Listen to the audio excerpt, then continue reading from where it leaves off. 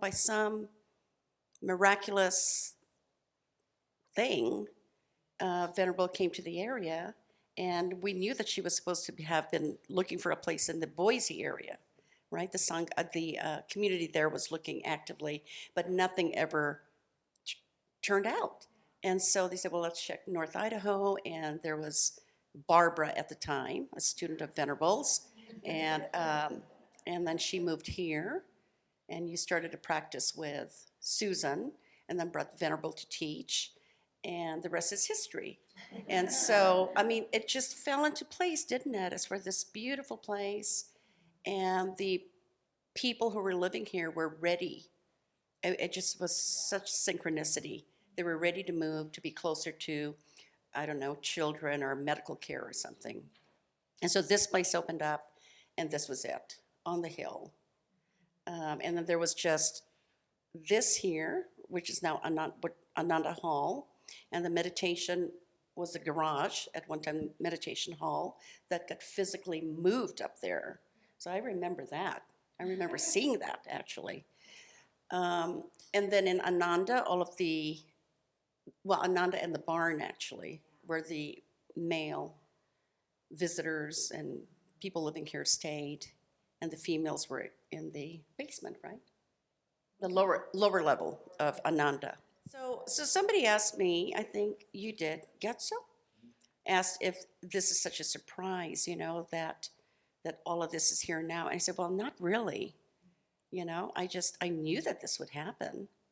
I just felt really confident in you, actually, and the worldwide community that this would happen.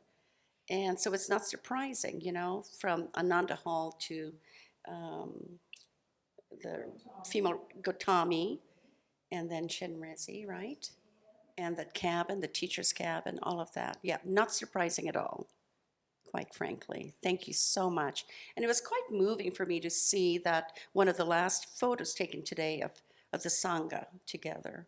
It was just amazing to see that when, at the beginning it was just a handful, right? And now all of this. Thank you so much. Okay, so I wasn't as confident as Chris.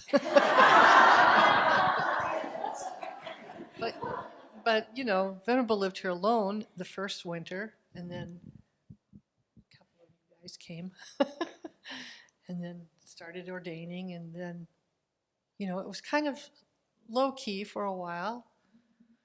And then Jigme came up, and then it just started growing from there. I mean, blossoming, and I'm amazed at how big it is, because I can see now that it's going to go forever, I mean, I could see it a little while ago, but it's really much more obvious now that it's going to go forever. I'm so grateful to have been involved in any little way that I've been involved. Well, I too was a little nervous for Venerable and the Abbey, because it just, the culture around here just seemed to be so different than and then, there were terms going around like, about people who shave their heads, but it wasn't in the monastic sense. So personally, I was like, oh, she's going to be up there alone by herself in the middle of nowhere. So, but I didn't realize how strong you are and how determined. So it's amazing that I mean, you couldn't even tell people you were Buddhist at work back then, because you could get fired, basically. So things have really, really changed and evolved, and now people are like, oh yeah, the monastery, or the Abbey on the hill, and it's just like you're just neighbors to them now, which is so wonderful, because that influence is there for everyone, and the sense of acceptance and tolerance of other religions has just grown exponentially just from the presence of the Abbey here. And but I did want to mention that we were all in Coeur d'Alene when you gave those talks, and when you picked Newport area, we thought it was way too far. It's like, That's over an hour drive. How could she move up there? We're all down here. But then when people from India started coming and Singapore, like, oh, I think we're kind of close. Oh, yeah. And all the teachers have been up here because of, Oh, yeah. because of you.